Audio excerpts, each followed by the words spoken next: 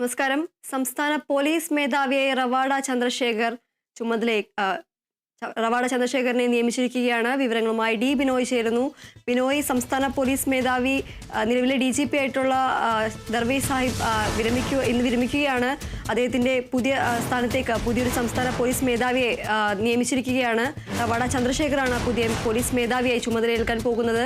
കൂടുതൽ വിവരങ്ങൾ എന്തൊക്കെയാണ്?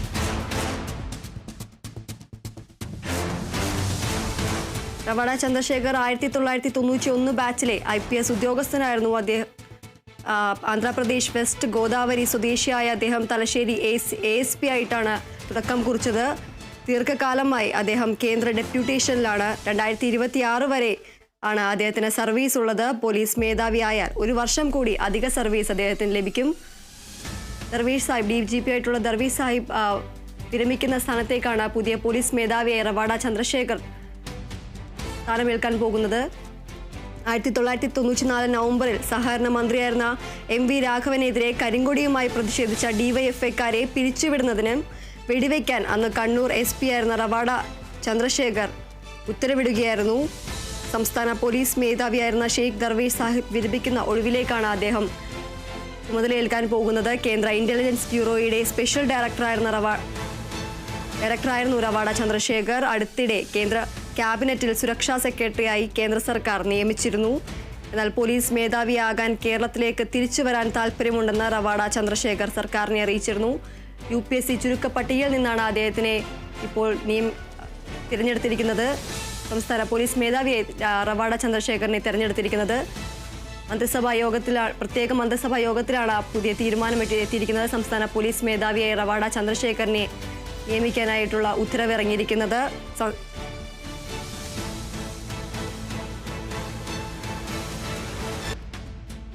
കൂടുതൽ വിവരങ്ങളുമായി ബിനോയ് ചേരുന്നു. ബിനോയ്, നമുക്കറിയാം കൂത്തുപറമ്പ് ASP ആയിരുന്ന സമയത്ത് DYFI പ്രവർത്തകരെ പിരിച്ചുവിടാൻ വേണ്ടി വെടിവെക്കാനടക്കം ഉത്തരവിട്ടിരുന്ന സമയത്തുള്ള ASP ആയിട്ടാണ് റവാഡ ചന്ദ്രശേഖർ ഉണ്ടായിരുന്നു. കൂടുതൽ വിവരങ്ങൾ എന്തൊക്കെയാണ്?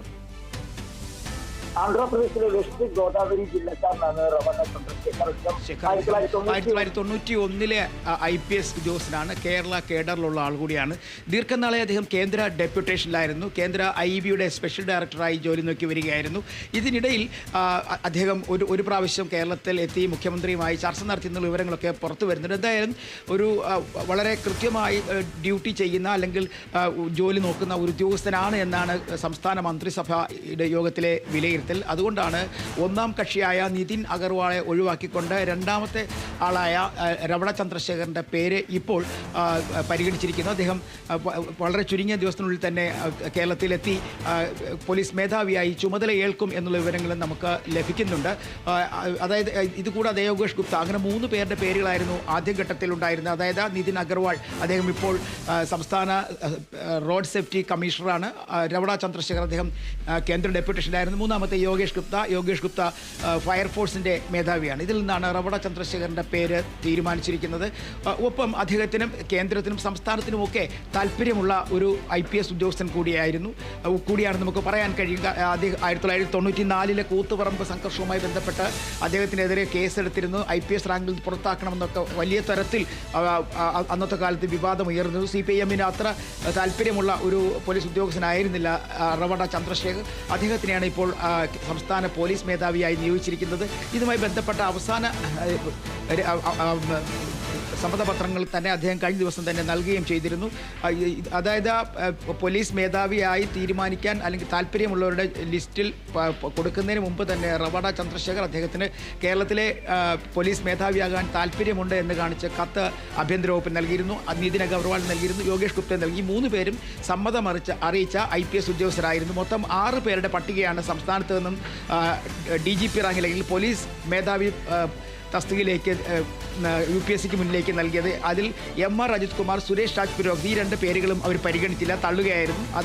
അത് കഴിഞ്ഞിട്ട് 4 പേരടങ്ങുന്ന പട്ടികയാണ് പിന്നീട് അവർ പരിഗണിച്ചു. അതിൽ ആദ്യത്തെ 3 പേരെയാണ് സംസ്ഥാനത്തിന് കൈമാറിയത്. അതിൽ നിന്നും രണ്ടാമത്തെ പേരുകാരനാണ് റവാഡ ചന്ദ്രശേഖർ. അദ്ദേഹം ആന്ധ്രാപ്രദേശിലെ വെസ്റ്റ് ഗോദാവരി ജില്ലയിൽ നിന്നുള്ള ആളാണ്. ഇനി അദ്ദേഹത്തിന് വിരമിക്കാൻ, അതായത് 2026 ജൂലൈ മാസമാണ് അദ്ദേഹത്തിന് വിരമിക്കാനുള്ളത്. എന്നാൽ നിലവിലെ സാഹചര്യം അനുസരിച്ച് ഒരാൾ സംസ്ഥാന പോലീസ് മേധാവിയായാൽ 2 വർഷം കൂടി നീട്ടി നൽകണം എന്നുള്ള സുപ്രീം കോടതി വിധിയുണ്ട്. അതിൻ്റെ അടിസ്ഥാനത്തിൽ അദ്ദേഹത്തിന് വിരമിക്കുവാൻ 2027 വരെ സമയം ഉണ്ട് എന്നുള്ളതാണ് ഏറ്റവും വലിയ പ്രത്യേകത.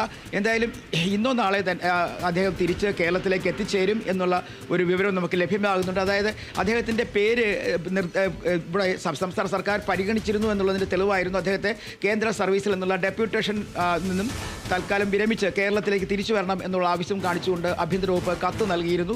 അതിൻ്റെ അടിസ്ഥാനത്തിൽ അദ്ദേഹം ഇപ്പോഴും IB സ്പെഷ്യൽ ഡയറക്ടർ തുടരുന്നുണ്ടെങ്കിലും അദ്ദേഹം അവിടെ നിന്ന് ഉടൻ തന്നെ വിരമിക്കൽ കത്ത് നൽകും, തിരിച്ച് കേരളത്തിലേക്ക് വരും എന്നുള്ള വിവരങ്ങൾ ലഭ്യമാകുന്നു. ഒപ്പം അദ്ദേഹത്തിന് പോലീസ് സേനയിൽ തന്നെ വലിയ മതിപ്പുള്ള ഒരു ഉദ്യോഗസ്ഥനാണ്. കൃത്യനിർവഹണത്തിൻ്റെ കാര്യത്തിൽ വീഴ്ച വരുത്തത്തില്ല. ഒപ്പം താഴെത്തട്ടിലുള്ള ഉദ്യോഗസ്ഥരോട് പോലീസ് ഉദ്യോഗസ്ഥരോട് തട്ടിക്കയറുന്ന സ്വഭാവമില്ല. കൃത്യമായ പോലീസിംഗ് നടപ്പിലാക്കുന്ന ഒരു ഉദ്യോഗസ്ഥൻ എന്നാണ് റവണ ചന്ദ്രശേഖരനെ കുറിച്ച് പോലീസ് സേനയ്ക്കുള്ളിൽ തന്നെ അറിയപ്പെടുന്നത്. അതിനെല്ലാം ഉപരിയായി കേന്ദ്രവുമായുള്ള നല്ല സൗഹൃദം അദ്ദേഹത്തിന് റവണ ചന്ദ്രശേഖരനുണ്ട്. ഇത്തരത്തിൽ റവണ ചന്ദ്രശേഖർ സംസ്ഥാനത്തിൻ്റെ പോലീസ് മേധാവിയായി എത്തുന്നു എന്നുള്ളത് അല്പസമയം മുമ്പ് ചേർന്ന മന്ത്രിസഭാ യോഗത്തിലാണ് തീരുമാനമായി പുറത്തു വന്നത്.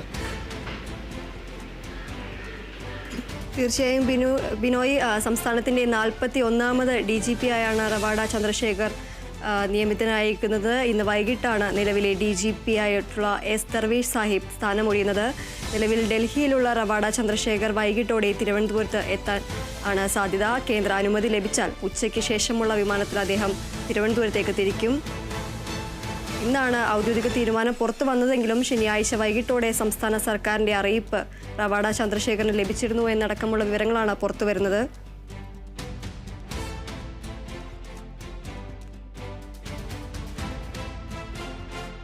ബിനോയാണ് വിവരങ്ങൾ നൽകിയത്.